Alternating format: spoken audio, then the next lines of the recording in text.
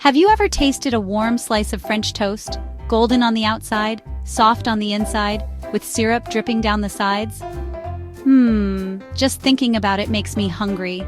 Today, I'm going to take you on a delicious journey back in time to uncover the yummy past of French toast.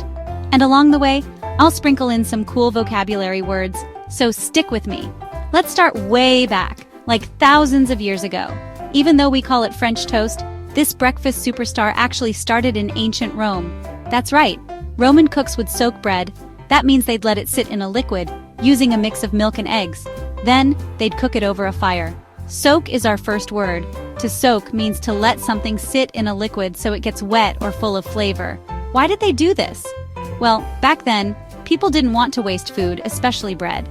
So if bread got old and turned stale, which means it was old and not fresh, they'd give it a second chance by making it tastier. Fast forward to the Middle Ages in Europe. Families there had the same clever idea. When their bread turned stale, instead of tossing it, they dunked it in eggs and milk, then fried it up. In France, they called this pain perdu, which means lost bread. That's because the bread was old and almost lost, but making French toast saved it. So remember, pain perdu is just a fancy French name for French toast, and it literally means lost bread. Now, you might be wondering, if it didn't come from France, why is it called French toast? Well, sometimes names just catch on because they sound special, or maybe someone wanted to sound extra fancy at breakfast. Today, French toast is loved around the world. The recipe's pretty simple. You take sliced bread, dip it in eggs and milk, and soak it.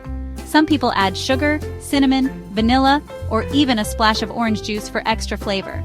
When it's done cooking and turns golden brown, you get to add the best part toppings. Maybe you like syrup. That's a thick, sweet liquid that's perfect for pouring all over your French toast. Or maybe you like to sprinkle on fruit or powdered sugar. Powdered sugar is a soft, snowy white sugar that's used for decorating sweets. It looks like a sugar snowstorm on your breakfast. During the holidays, families sometimes make special versions, like using fancy bread such as brioche, or stuffing the French toast with cream cheese and baking it into a big, shareable casserole.